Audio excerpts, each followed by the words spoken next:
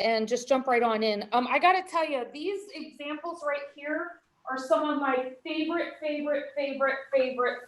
examples. Okay, that's a hint, because if it's a favorite of mine, I can guarantee you, you're going to see it again. All right, so I love these examples. And the reason I love them is because it combines everything you've already learned so far. It's this chapter 1 stuff, chapter 2 stuff, as well as chapter 3 stuff. So I love this kind of question. It's like the cumulative question all in one. All right, so you can either look at the equation or the graph, because they are the same thing. And by the way, I might only give you one or the other. Okay, I don't necessarily have to give you both the equation and the graph. I might only give one or the other. So, but look at the equation, look at the graph, and let's decide, what is my vertex?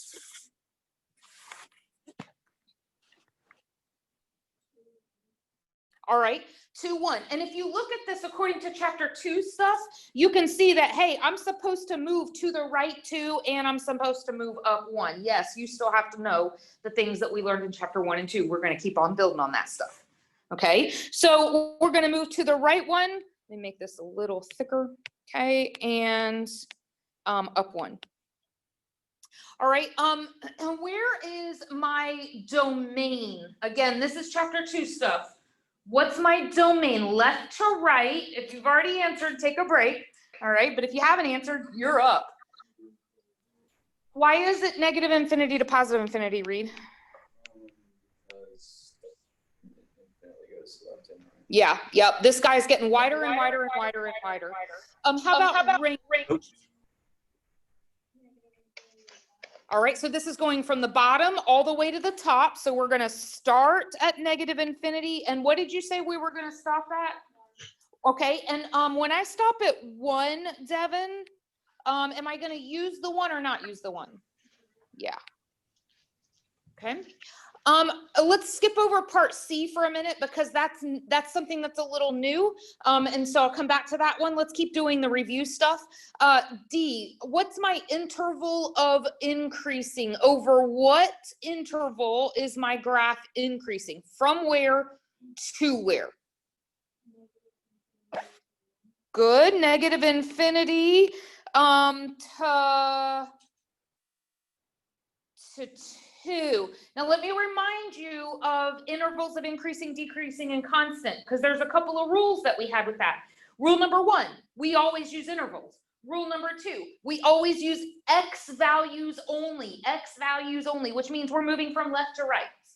Okay, and rule number 3, never use brackets. Okay, so those are the 3 rules that we use for increasing, decreasing, and constant. So we're going to go from negative infinity to 2. And then where is my graph going downhill? Yeah, from 2 to infinity. Question, why are we saying it's going to positive infinity? Yeah, it's, say it again. Okay, if you're thinking down, you just switched over to y values. It's going to the right forever. Remember, if we're only dealing with x values, we can only talk about lefts and rights. We cannot talk about ups and downs. Okay, now the last 2 questions, part C and part F, this stuff is a little bit new. So let's talk about this. The axis of symmetry. There is an imaginary line that cuts my parabola exactly in half. All right, and that line looks something like this right here. Okay, now what, yeah, it's an imaginary line, but what kind of a line is that? It's vertical. And what kind of an equation do all vertical lines have? This is Math 101 and Math 102. What kind of equation do all vertical lines have?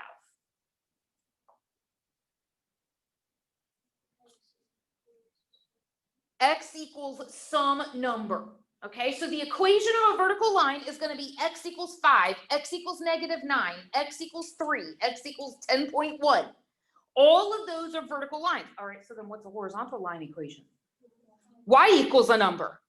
Okay, well, this is a vertical line. So this is X equals, and what number is it going through? What X value is it going through? Yeah, so it's X equals 2. Do I have to have both of those pieces, Miss Roberts? Can I just say 2? If it's a vertical line, you got to give me the equation of that vertical line. Okay, and then lastly, part F. This is a two-part question. Is my vertex a maximum or a minimum? The English version of this, is my vertex at the top, tippy top of my graph, or is my vertex at the bottomy bottom of my graph? It's at the top. All right, so is my vertex a maximum or is it a minimum? It's a maximum because it's at the tippy top. It's the maximumest point. Okay, now when it says, what is the vertex's value? This is big. Value means Y value only here. Literally, when I say, is it a maximum or a minimum, and what is that maximum value, we're saying, how high does it go? Okay, and that's where, that's the Y value of my vertex, yes, which is 1. If you gave me a coordinate for that, I would mark it wrong. Okay, because it's the Y value only. All right. Use a grapher. All right, so pull out your graphing calculator, and actually you really should have already done all of this because this goes along with the video that I sent you. Okay.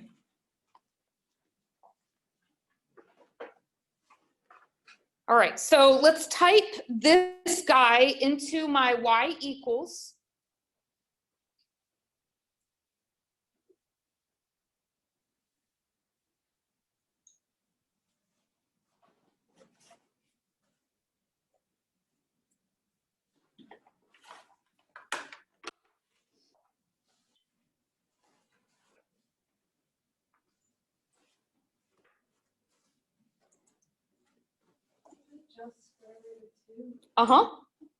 Yep, your square root should not cover your x squared.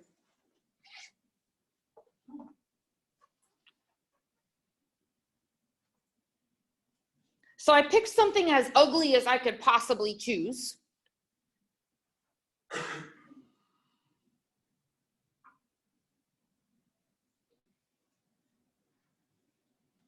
Because there's no way in the world that you could do this by hand. Okay, so this one is truly a, can you use the calculator correctly? All right, now you should also go ahead and graph. A good window to start out with is the standard window. If you forget how to get to the standard window, go to Zoom, the middle button on top, and go down to number 6, where it says Z standard, Zoom standard. What this is it gives you a domain, well, not the graph domain, but the screen domain of -10 to 10 and the screen range from -10 to 10. Okay, so it's always going to show you that window. Is your whole graph in that window? Well, I mean, it keeps going down forever, so obviously you can't have a screen that has all of it on there, but you can still see the important stuff, right? Because we're being asked for the vertex and the x-intercepts. Can you see those things? Yeah, okay. All right, so I told you that you should be following the videos to all right, let me get this out. I can get it. I told you to make sure that you followed the videos by today so that you would understand how to find a vertex and how to find x-intercepts on the graphing calculator. All right, so I told you I wasn't going to teach you. You're going to teach me. All right, how do I find the vertex on the graphing calculator? Tell me what buttons to push first. All right, you're going to go to second trace, Dylan says. All right, what are we looking for under second trace? No, not yet. That's all right, so do it along with us. So you've gone to second trace. What do you go to after second trace? That'll be for the, okay, we want to go to minimum or maximum. Oh, wait, but which one should we go to? Why? How do you know the graph is concave down? By the way, Zoomers, he's showing me with his hands. He's not really spitting out any words, but he's showing me with his hands what the graph looks like. Dylan, how do you know that the graph is concave down? Just by looking at the equation. This goes for anybody. Yeah, there's a negative out in front of that A value. Remember what we learned in chapter 2. When my A value is negative, it's reflected over the x-axis, which means that my parabola is facing down. So notice that root 2, that's my A value. It's got a negative in front of it, okay? All right, so I know that this is gonna be maximum, so hit the button for maximum. All right, what does your calculator ask you at this point? Left bound. What?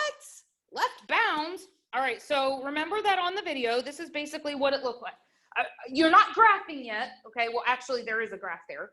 Left bound, if this is my vertex, if this is the place I want to find, you need to have a blinking cursor somewhere to the left of that.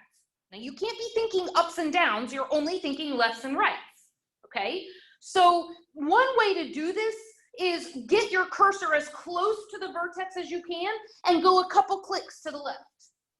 That'll put you on the left side. Push enter.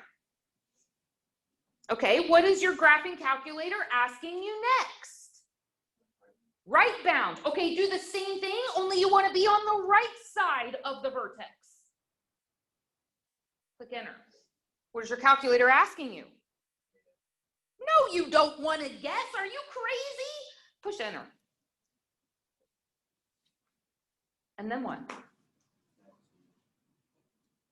Does it give you a coordinate? Yeah. And isn't your cursor blinking? There's like an X blinking up on the vertex? Yeah, okay, so what is your coordinate here? And by the way, make sure that you read the directions about rounding. So what's your coordinate? Bless you.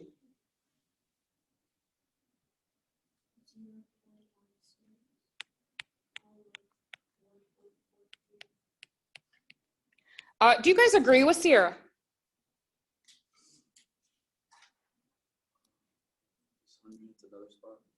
Hundredths is the second spot. So the first place is tenths, the second place is hundredths.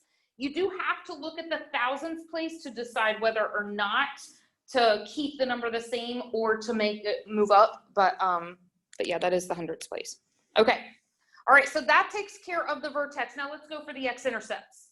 Okay, so again, I'm not going to teach you how to do this. You're going to tell me, according to the videos, how to do this. All right. By the way, how many x-intercepts are there? There's 2. That means this whole process you need to do twice. The whole thing through 2 times. Okay. Now I'm just going to draw here a pretend, not with the eraser, a pretend x-axis. Okay, let's all look for the same x-intercept the first time. Let's all look for this guy first. Okay, now where do we go to look for that x-intercept? Second trace again, all right? And now we're in that second trace menu. Where do we go after we get to second trace? 0. By the way, go ahead and just stick this little tip in your hat. The word 0 is the same thing as x-intercept. Okay, it's the same thing. Okay, so go to 0. What does your calculator ask you when you get there? Left back again. All right. So let's do this again. Now this time though, the focus is here on that x-intercept. So get as close as you can and go 1 or 2 ticks to the left. Push enter. What's your calculator ask you for the second time? Right bounds. Right bounds, okay. Get close again to the same x-intercept and go 1 or 2 clicks to the right. Word to the wise. Don't pass up the other x-intercept. It'll give you an error. That's why I say just 1 or 2 clicks to the right will do. You cannot pass up the other x-intercept, okay? So now go ahead, you don't want to guess, push enter.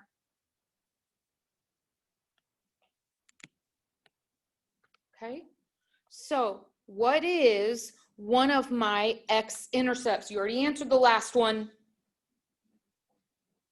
Negative 0. Can you say it again, Dylan? 84. This is a coordinate. 0. Yeah, that one's not such a shock, right? Because all x-intercepts have a y value of 0. By the way, is there anybody that on your calculator, it does not say that your y value is 0, it says that your y value is something really funky? Anybody? Okay, speak now. Oh, yours does, my brain just, Becca, what's yours say?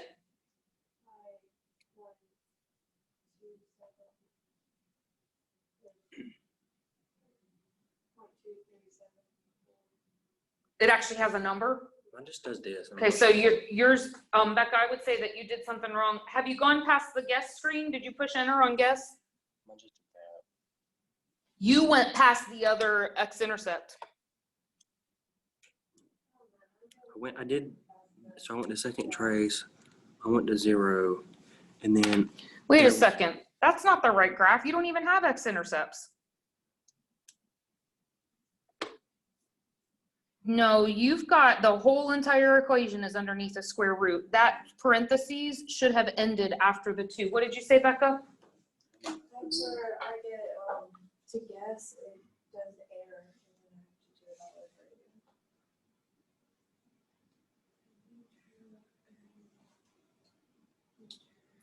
again. Wait. So you got on the x-intercept, but you forgot to go 1 or 2 clicks to the left. You're gonna have to start it over again with second trace. Mine's positive. Now go a couple clicks to the left. Now push enter, because now you're on the left side of that x-intercept. That's too far. Just 1 or 2 clicks to the right. That's fine.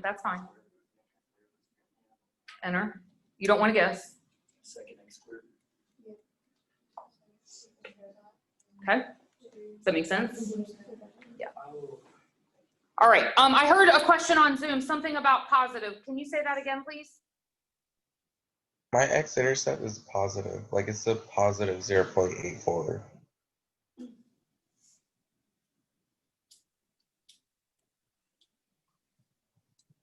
Yep. I don't know why, Justin, it's wrong. Sorry. Either. I'm guessing, Justin, that your graph, did you look for this x-intercept, Justin? Is that the one you were looking for? Or did you look for this one? Because there's 2 of them.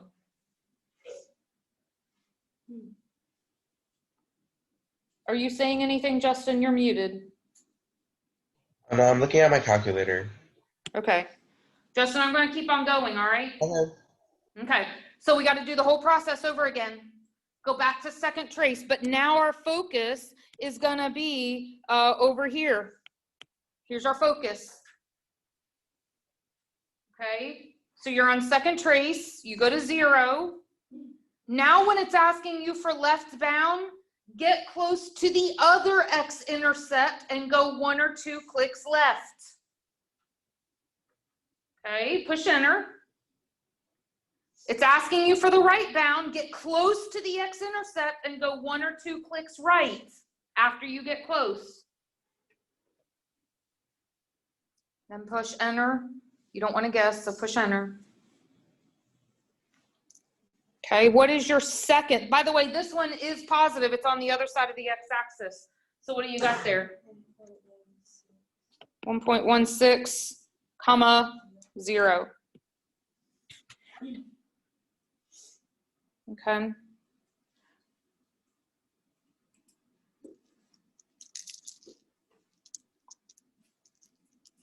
All right, Justin, did we get anywhere with that, bud? Okay, good. All right, any questions on that? quickly, oh, this is all on the video. You will have, I was just working on writing, I'm already working on writing your test, because writing them virtually takes so stinking long.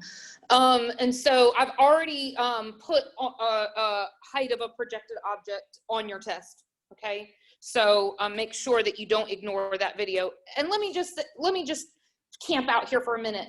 Because I harp on this every day and I'm gonna keep on doing that. Again, videos are not an option.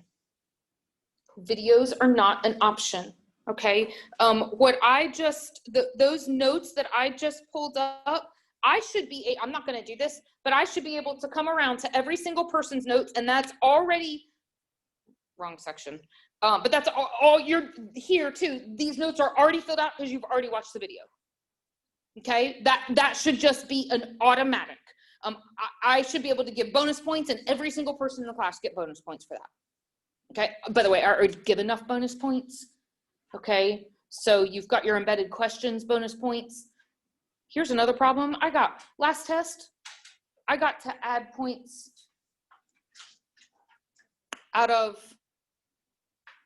about 30 something students, almost 40 students. I got to add points to 3 people's test, 3. Now that's ridiculous. That's ridiculous. If you're watching these videos, it takes no effort at all to answer those embedded questions. None. So what's happening is either you guys aren't watching the videos, that's a problem, or you're just too lazy to answer the bonus questions. I mean, you can get bonus points on your test, and some of you needed those bonus points. All right, that's enough. Okay, so I did some videos here. So let me just stop right here because my lab does this a little differently, and I want to tell you what to expect on the next test. You might want to write yourself a note in the margin here of your notes. Sometimes my lab will just simply say, solve the quadratic. Okay, and you can choose any method you want to choose. I will do that in section 3.4. In 3.4, you're allowed to choose any method of solving that you want, and there's 4 methods, okay?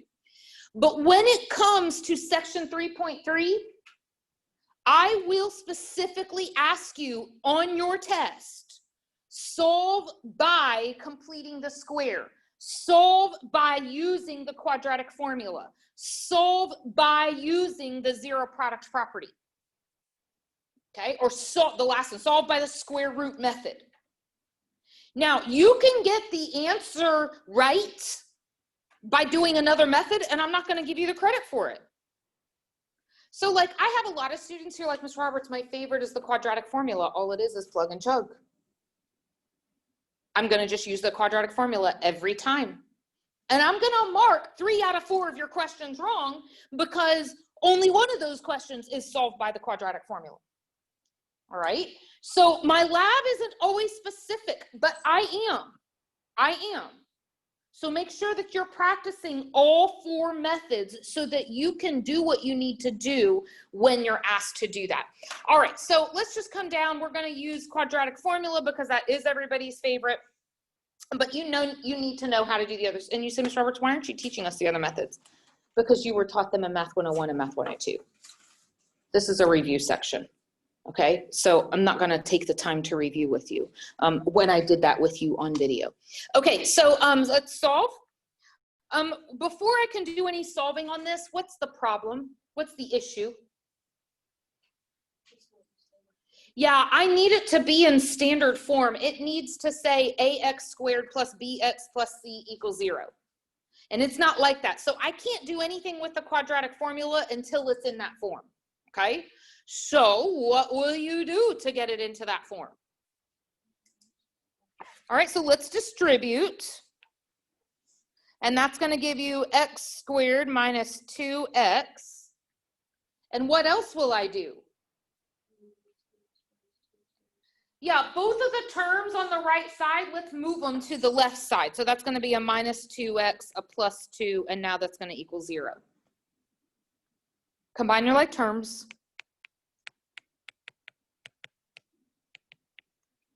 Now, let me just stop right here, okay? If I were given the choice, which of the 4 methods would you use for this, Miss Roberts?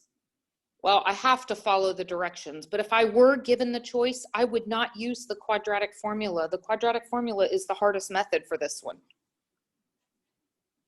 Okay, I would use completing the square. Let me explain why.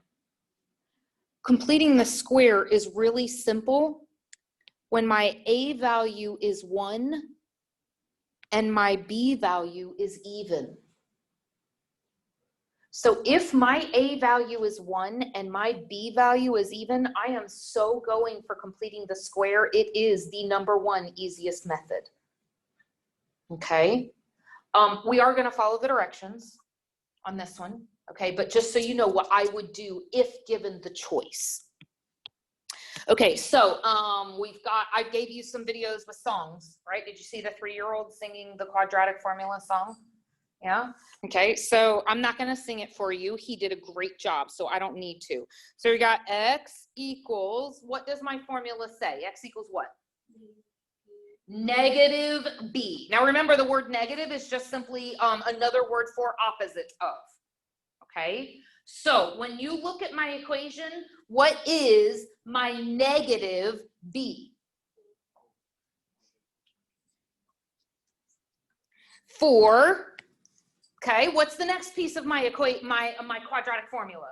Negative b plus or minus, what's next? The square root of, what goes underneath? B squared. Okay, look at your b again. What is my b squared? 16. And a negative times a negative is a positive. By the way, that b squared is always going to be positive, because when you square a number, it's always positive. So there's my b squared. What's the rest of that formula underneath the square root? Minus 4a. What's my a? 1. What's my c?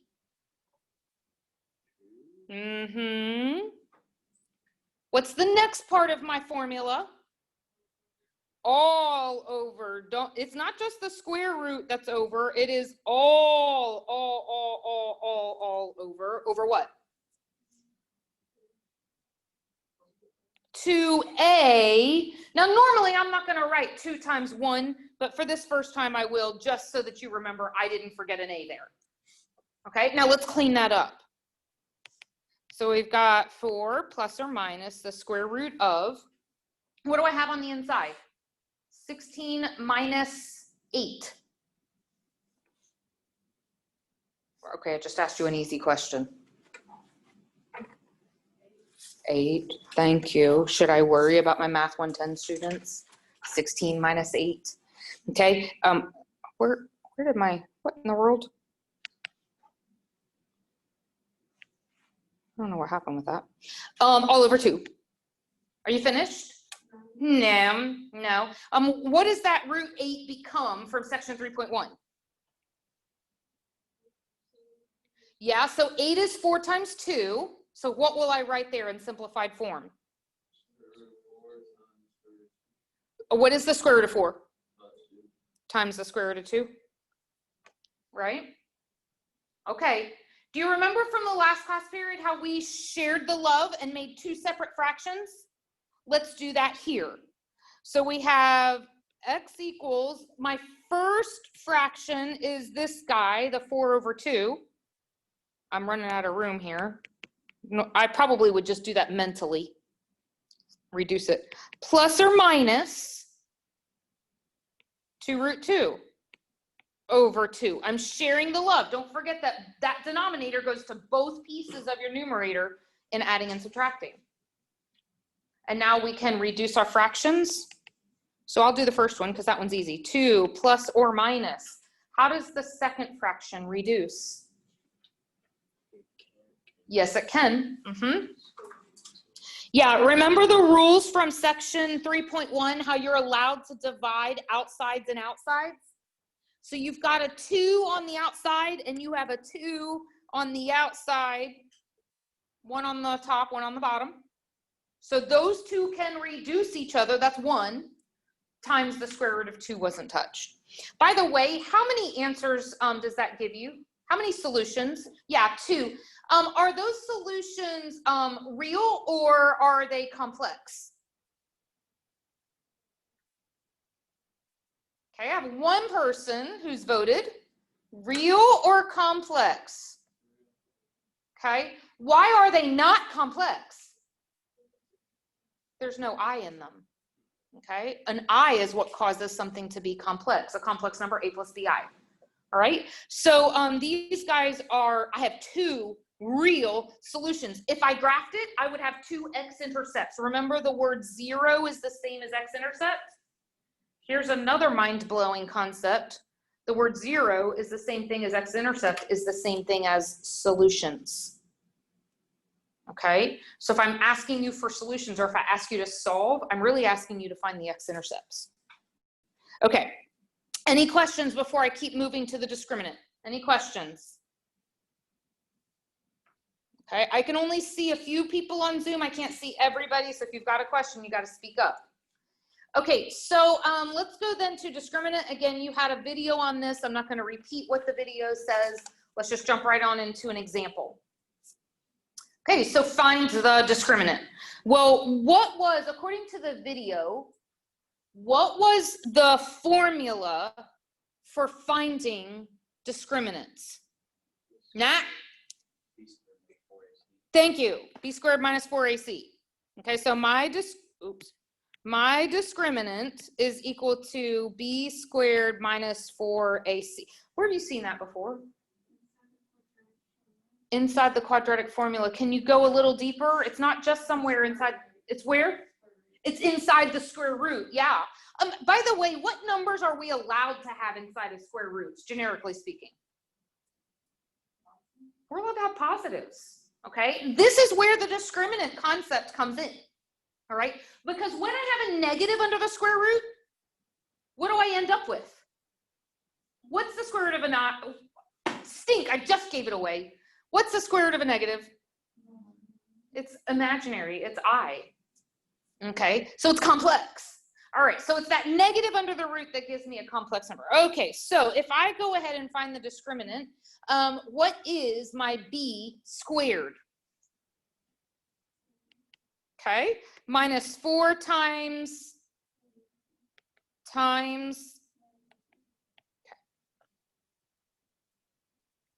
All right, following the order of operations, that whole second term is going to be negative because 3 negatives is a negative. And that's 4 times a 2 times a 2. So what does that give me? So what's 16 minus 16? 0. All right, so from the video then, so that's my discriminant. That's the first answer. Now I'm supposed to predict how many solutions and what kind of solutions are there going to be. All right, this is from the video. So how many solutions, according to the video, are you going to have? Okay, why just 1? And I'm getting, Devin's answering a lot, Sierra's answering a lot, Zoomers are answering, let's see, none. Come on, Zoomers. Start answering. You can take your microphones off. Unless you got a lot of noise there, I should be hearing you. I should be hearing you as much as I hear people in this classroom. So why is there only 1 solution? Zoomer, why is there only 1 solution? I'm going to start picking on you. I know your names. Well, that, and it's like right there on the screen.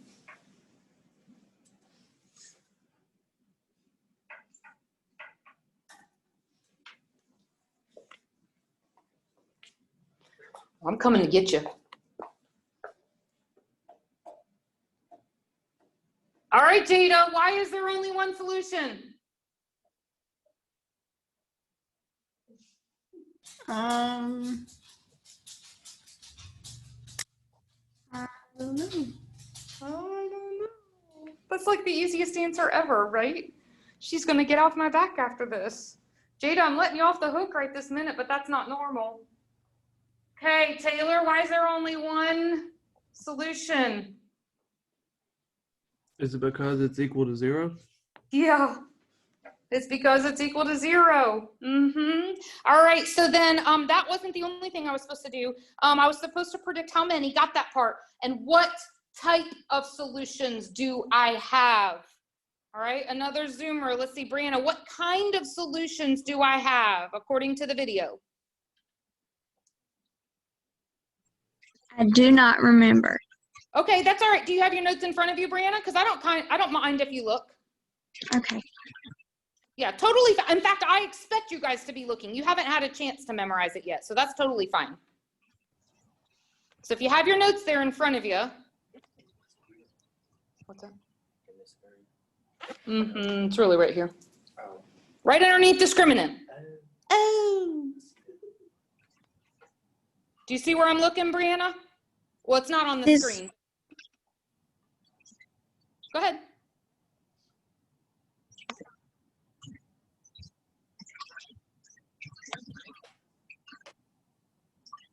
I put you on the spot. That's not very nice of me, is it?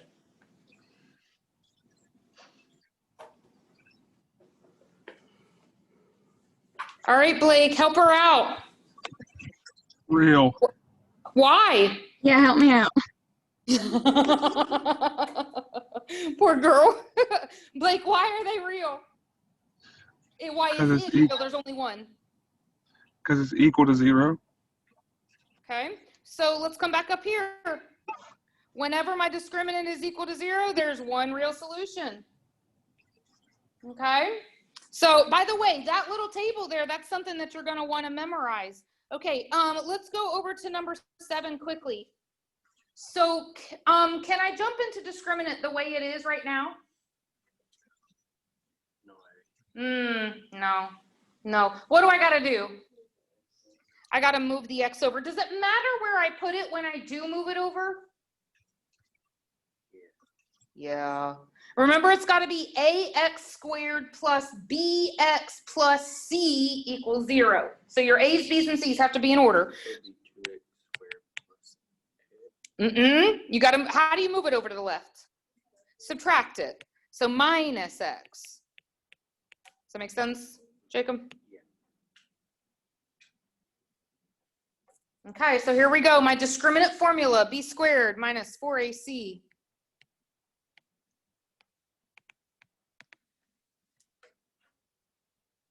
Okay, Jada, I'm putting you on the spot again. Can you do some plugging in for us? What's my b squared? Your b squared is the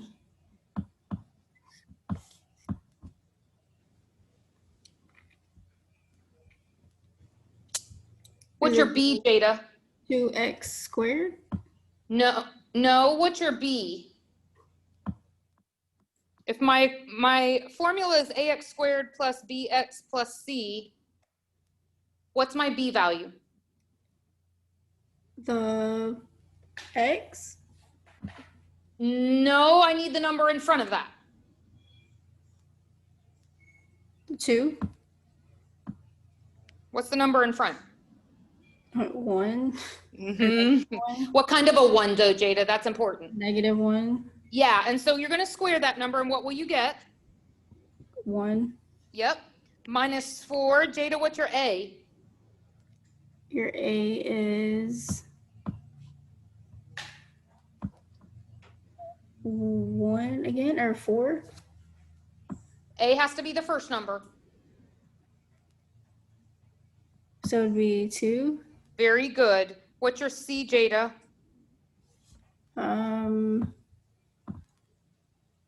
That's the guy with no x's. 4. Yeah, good job, Jada. Okay, so then let's go ahead and do our work here. We've got a 1 minus 4 times 2 is, I believe, 32. And 1 minus 32 is what, folks? Close. Negative 31. Okay. Hey, Brianna, can I put you on the spot again?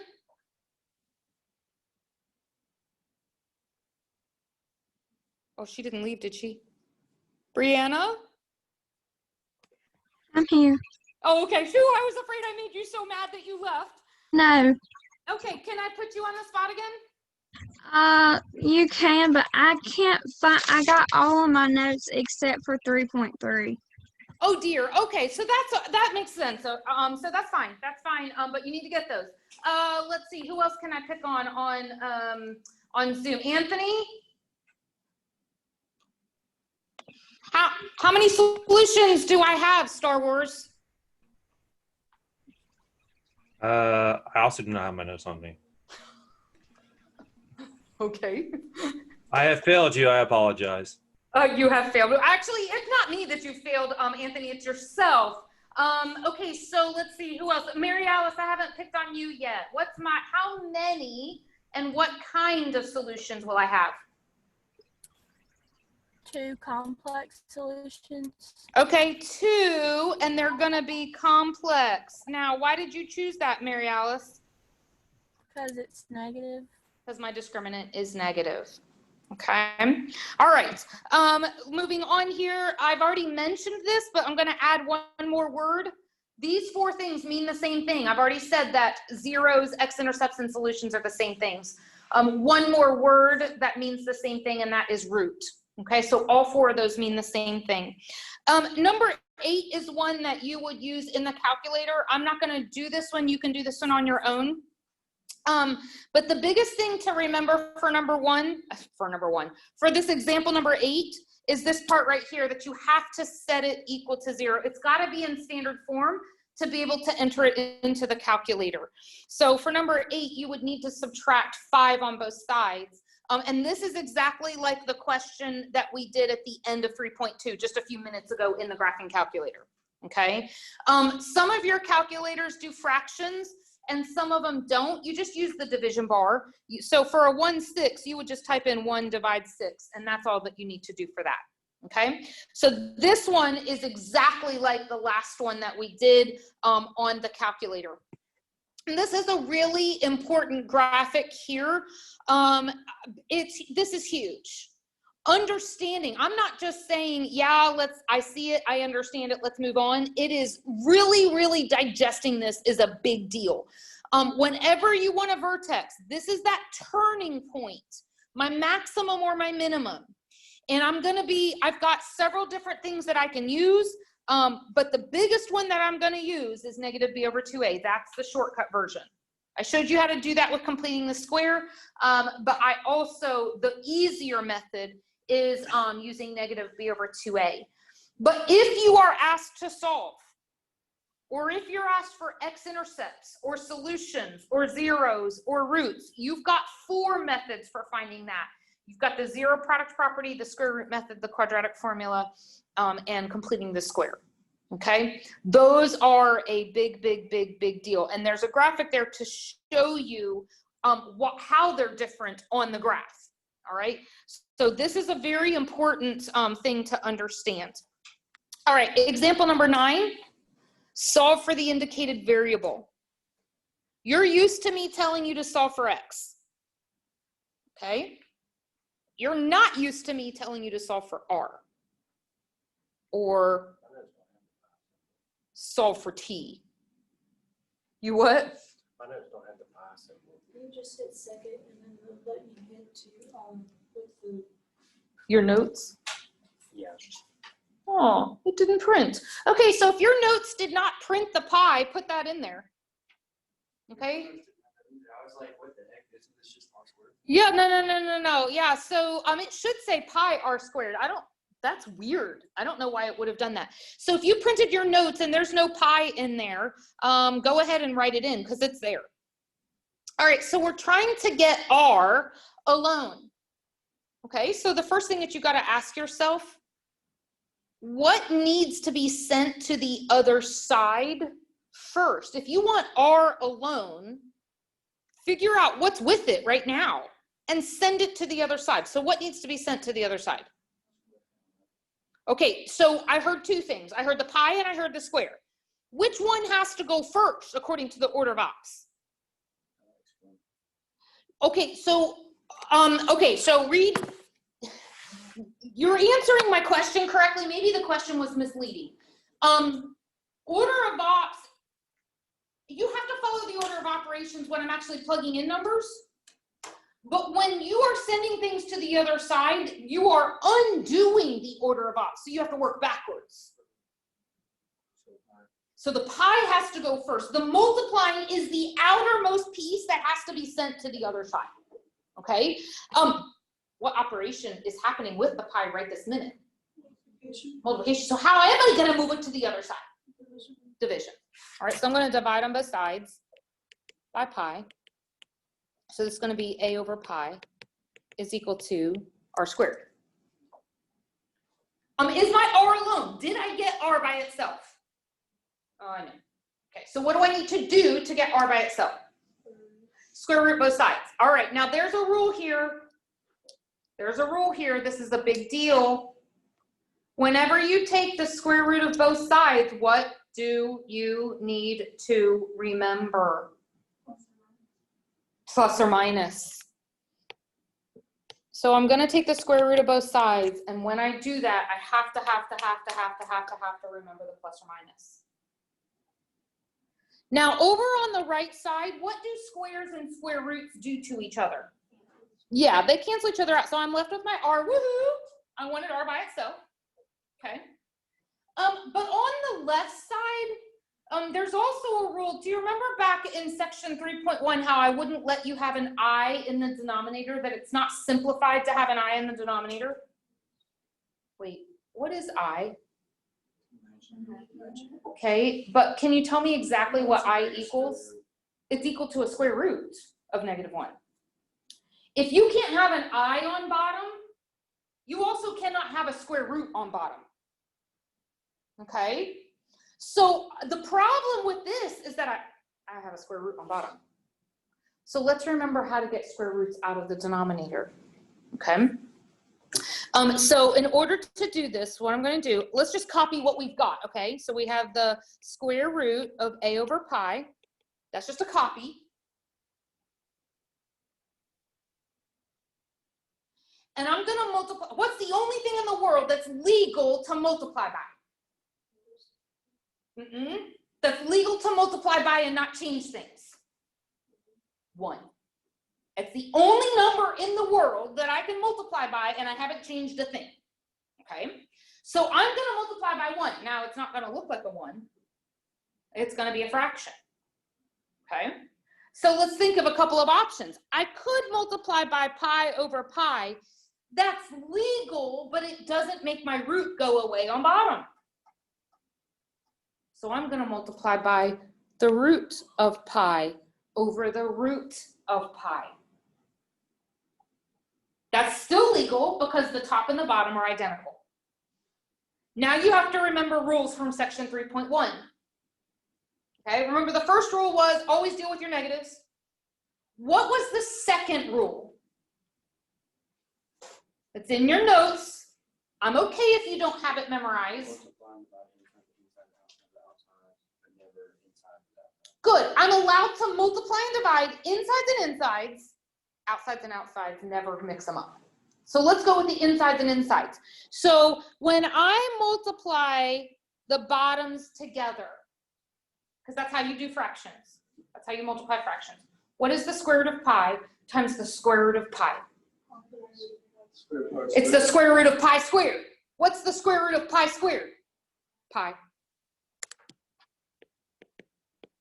Oh, look, I got rid of my root in the bottom. Woo! Let's keep following that rule number 2. When you multiply insides and insides up on top, what do you get? Yep, square root of a times pi. And you say, Ms. Roberts, well, what is that? I don't know. It's the square root of a times pi. Who cares? Don't forget your plus or minus up front. And I got my r alone.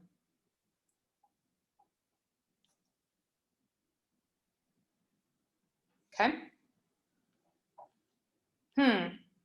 Now, when you look at this one, I tried to choose ugly ones, okay? To show you that just because something's ugly doesn't mean it's hard. And that's the case here. Just because it's ugly doesn't mean it's hard. So you see how I have that, this guy right here, doesn't that look ugly? Yeah, so let me teach you a little bit of the math language.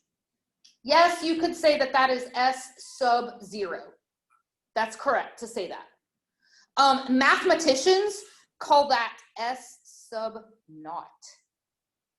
That's like a word that's not even used in our English language anymore. Naught, N-A-U-G-H-T, naught. It just doesn't that sound like uppity? So S sub naught, and you say, well, what does it mean? It means S sub 0. That's all it means, okay? So, but that is how you would read that. By the way, the variable S and the variable S sub naught, they are two different variables. It's like having an S and an A, or an S and a W, okay? They're two different variables.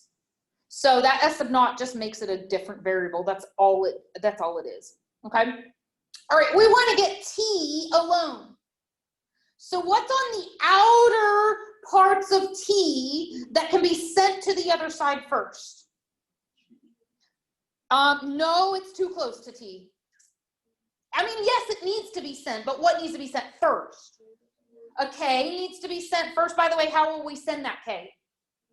By subtraction. What else can we send at the same time? Yeah, that S sub naught. Okay, so both S sub naught and K can be sent to the other side by subtraction. So that's going to be S, there's what I already had, minus S sub naught minus K. And this is going to equal to G times T squared.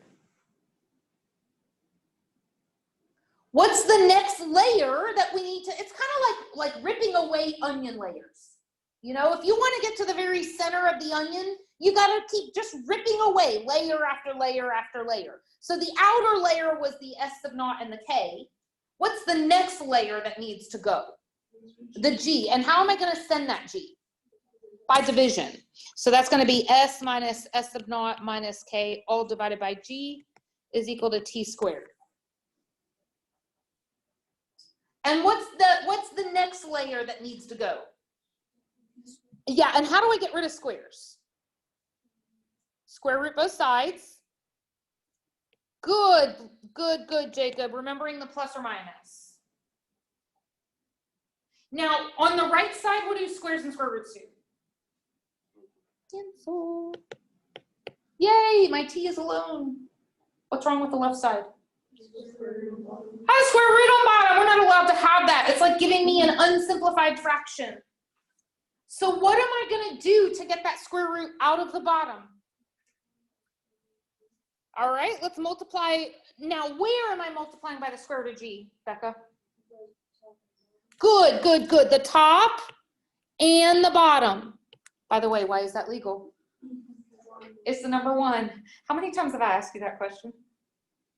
Too many to count, right? Because it's important. Okay, so let's do the easy one. What does this give me on bottom?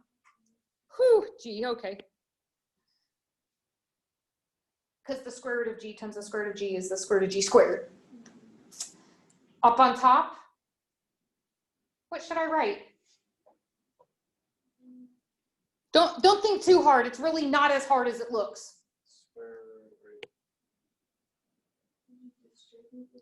You can. What would you get if you distributed the G? Well, don't forget your minus. S sub naught G. Yeah. You don't like that? I mean, the other thing that you could have done is you could have left G undistributed. So I'll give you an alternative here. You could have just said that this is the square root of G times the quantity S minus S sub naught minus K all over G. And that would be totally legal. Hey, can I ask you a trick question? That last line, yeah, I'm going to anyway. That last line, can I cancel those G's? Why not? Oh, remember rule number 2? Rule number 2 says that you can divide insides and insides, outsides and outsides, but you can't mix. Yeah, so the one on top is inside, the one on bottom is outside. You can't cancel those, you can't divide those. Okay, it would be illegal canceling. Okay, any questions? Oh, I guess that's just a list of all of those videos that I gave you elsewhere. Any questions on 3.3? Any questions? All right, we're moving to 3.4. So by this point, folks, videos should be completely finished for chapter 3. Okay, videos should be completely finished for chapter 3. You should already have all of your videos watched through section 3.4. Okay, what's that? Oh, does that also mean you didn't watch the videos for 3.4? I did, but I just watched them and took notes on them. But I hadn't printed it yet because I don't figure we'd get to it just today. Okay. Oh, you don't know me. Give me 3 minutes and I can cover a boatload.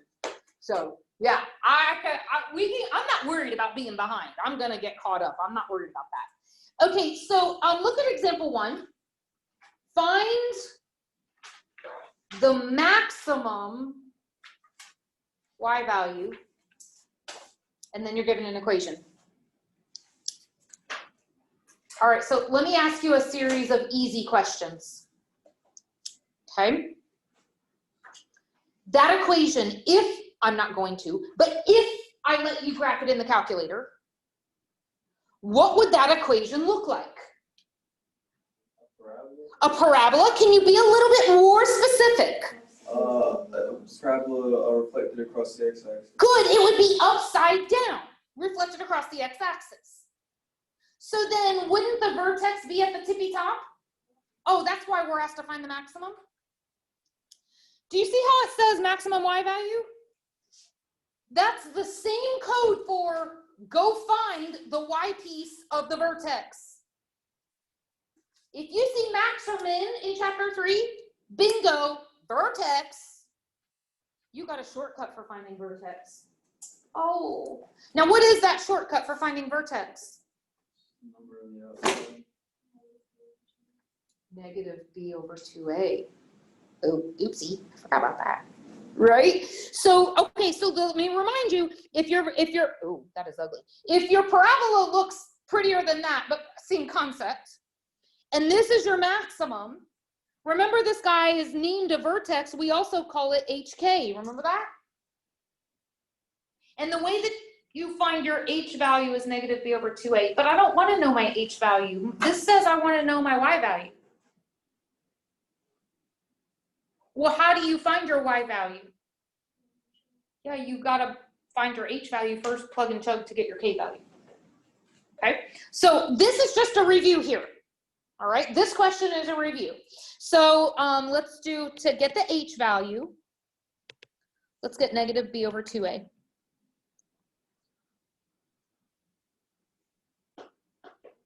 Who haven't I picked on up there? Or in here? Abigail, you've been pretty quiet today.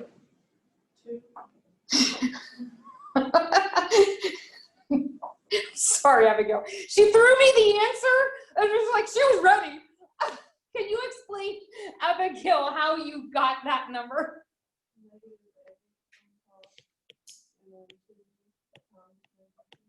Good, good, good, good. So 8 divided by 4 then is 2, neg divided by neg is positive. She was right. I just thought that was great. She was so ready to just throw me that answer. I felt like a dartboard. Whew, here you go, Ms. Roberts. Okay, anyway, so there's the x value of my vertex. Let's go plug and chug to get the y value. All Hey, right. how'd you get -2? This one right here? Yeah. Okay, Abigail, can you speak up Oh, loudly? wait. Never mind. On mine, it doesn't show -2. Mine's +2. Yeah. Sorry about that. Oh. The notes printed out without The notes printed out without the negative. So it's leaving out pi's and it's leaving out negatives. I'm sorry. Thank you. Anthony, was that you that was speaking up? I couldn't tell. Or is that Blake? Blake. Thanks, Blake. Yeah, if you have printed notes, that should say negative 2x squared. So fix that. That could be a big deal. Thanks, Blake. All right, so now in order to find our K value, let's plug and chug. So K value is going to be y equals -2 times my x squared plus 8 times my x minus 5. So what does that first term give me? And the second term?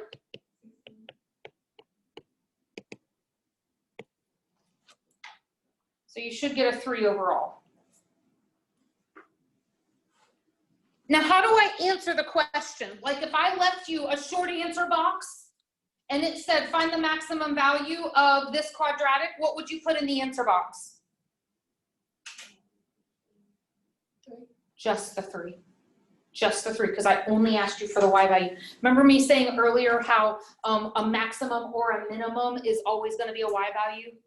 So I could have even reworded this question to say find the maximum value, and it's still, the answer is 3. It's still only the y value, okay? So the picture frame was not on video?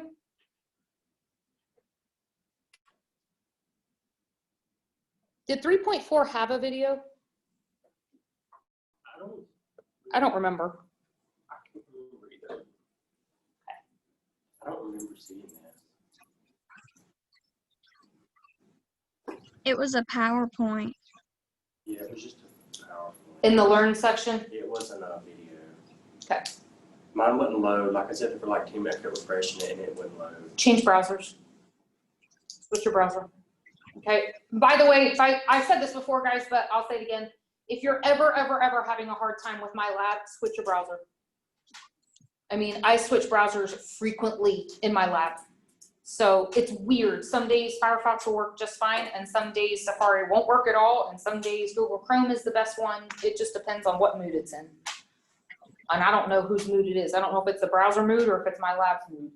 All right, so here we go. The mat around the picture shown measures X inches across. Which equation says that the area of the picture itself is 600 square inches? The first thing I'm gonna do is to hide all of my choices because I don't ever want to depend on multiple choice. I need to be able to answer this question without multiple choice. I need to be able to answer it as a short answer. And guys, any multiple choice you run into on my lab, you should be ignoring the choices until you're completely finished with the question and then go and see which choice matches up best, okay? All right, so we're talking about the area of, it says the picture itself, the area of the picture itself, okay? That means we want the area of this figure right here, just the picture. Okay, now, what kind of a figure is that? The rectangle. So somebody go back in their minds to 5th and 6th grade math. How do you find the area of a rectangle? Yeah, length times width, base times height, both of those work, okay? So for now, let's do it with length times width. Now, what is the width of the frame? 21 inches, right? It goes from here all the way over to here. Okay. But we don't want the width of the frame. We want the width of just the picture.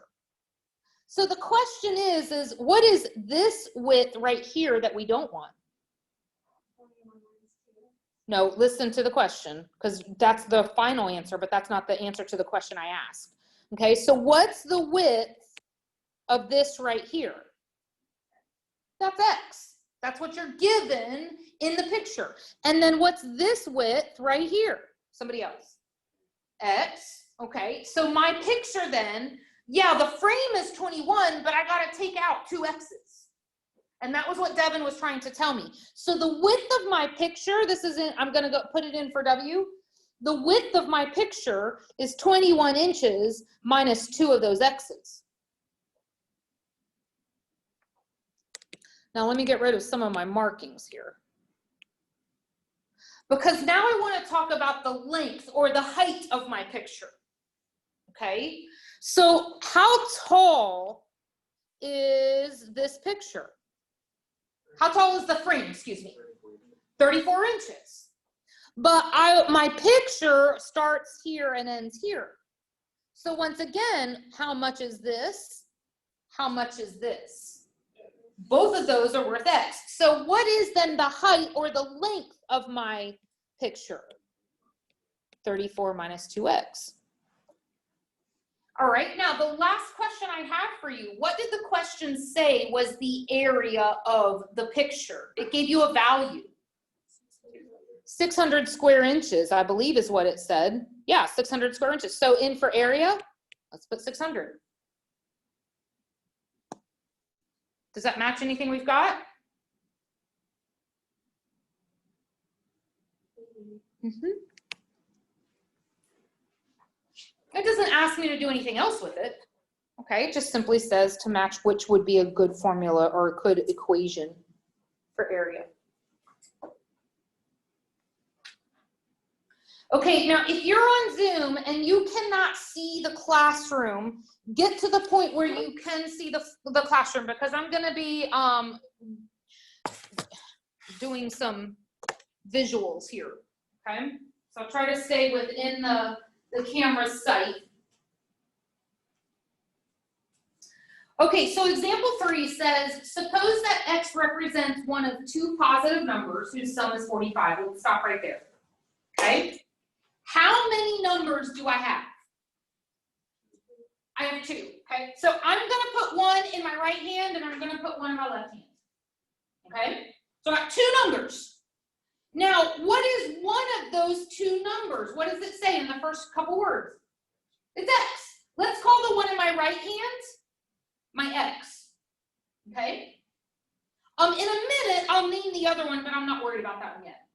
Tell me some things that I know about these 2 numbers. We just said this one's called x, but what else do we know about these 2 numbers? Okay, if I add them together, I get a total of 45. So this hand, whatever's in this hand and whatever's in this hand, when I put them all together, is going to give me 45. Okay, what else do I know about these 2 numbers? They're both positive. Okay, so if they're both positive, that means that I can't have, like in this hand, I can't have 75, right? Because that would mean that this guy has to be negative. Okay.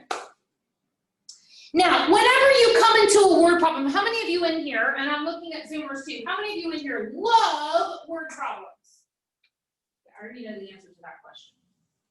Okay? Nobody's going to raise their hand, except for me, because I'm a geek. Okay? Whenever you run into a word problem like this, number 1, don't ever just fly through it. Number 2, give yourself some numbers that make sense.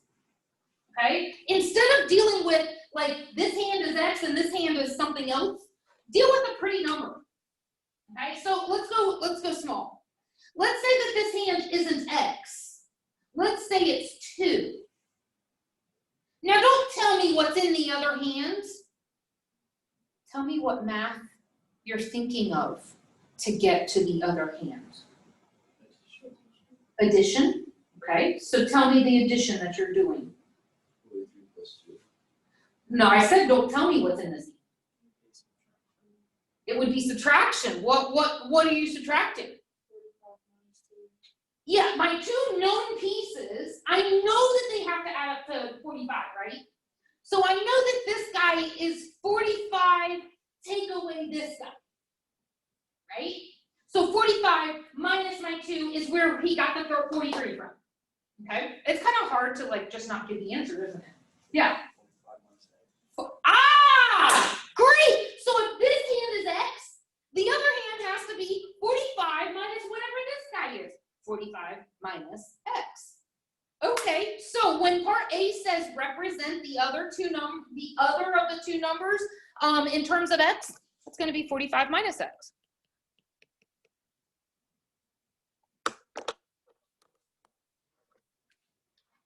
Okay, now what are the restrictions on my numbers?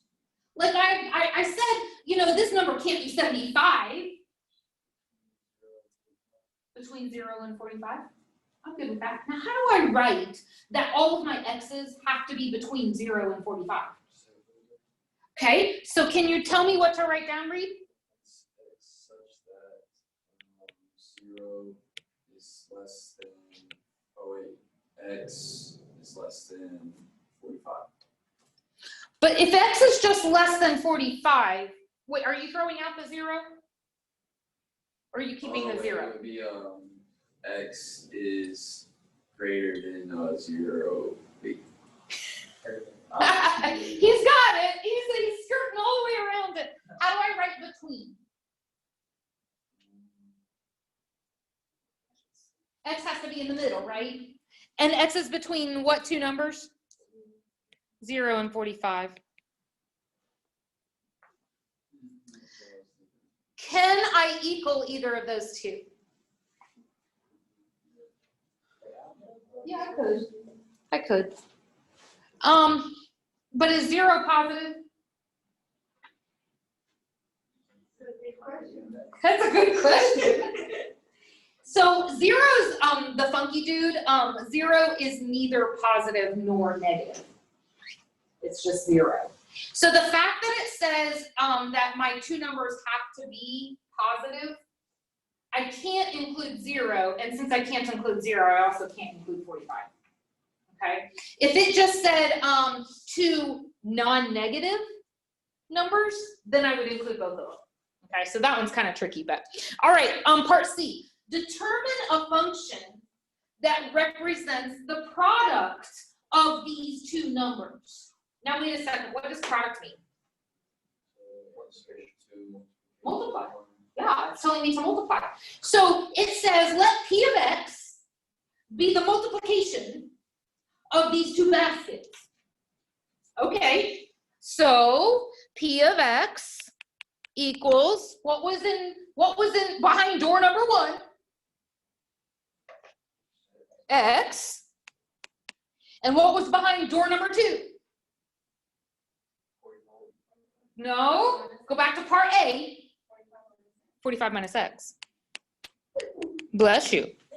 So remember, in this basket I had X, and this basket was whatever, 45 minus whatever was in this one. Okay? All right, that's all I have to do there. By the way, do you like how that's written? Yes. So I say no. Although I would take this as a response. I'm fine with this. All right, but it doesn't tell me a whole lot about, like, if I needed to know, is it concave up or is it concave down? It's kind of hard to tell, isn't it? So how would I make this into something that's a little bit easier to tell? Yeah, just distribute the X. So this is going to be what? Distribute it verbally first, and then we'll write it down. So if I just distributed the X, I would have 45X minus X squared, but you wouldn't want to write it like that. Right, so I heard you guys saying it. How would I want to write it? Yeah, plus 45x, yeah. Oh, so is it concave down or is it concave up? Down. Would I have a maximum or would I have a minimum? A maximum, okay, that's all.